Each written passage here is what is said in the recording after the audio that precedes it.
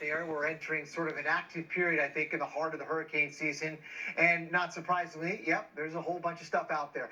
Gabrielle, no threat to the United States. Let's look at area to watch and Invest 94L. And that may not be all of it, and I'll tell you why in just a little bit. But starting with that area to watch, say near the Lesser Antilles, it's sort of this sort of mess of unorganized cloud right now. There is a bit of an upper trough and some strong winds aloft. It's called a TUT, a tropical upper tropospheric trough, and that is imparting some significant wind shear over the region, which is why these clouds are kind of scattered around the region. But there's a chance that they get a bit better organized on their path, roughly in that direction over the next 5 days, a 20% chance of that happening.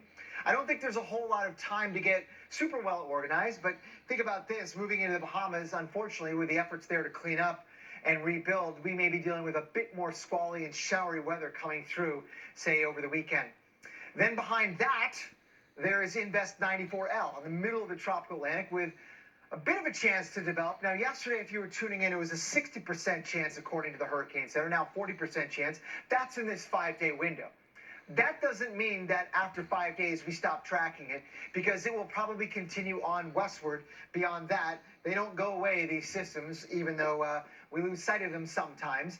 But this one may have to be followed beyond the 5-day mark, because it could well get westward of there into the Caribbean. And some of the guidance, this is a long way out, I know, but some of the guidance into week 2 suggests this thing we have to watch, because while it may not be doing much for the next 5 days, in the 5 to 10 day period, it might get its act together, in part because, well, there's 94L, but there's something behind it. That is another tropical wave on its heels that may be coming in and giving it a bit of a boost in some kind of interaction between the two.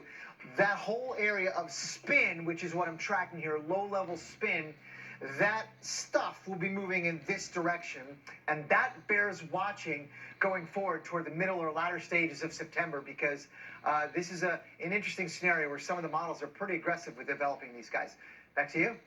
All right, thanks so much, Dr. Rachel Stell. We appreciate it. A wet start to the week.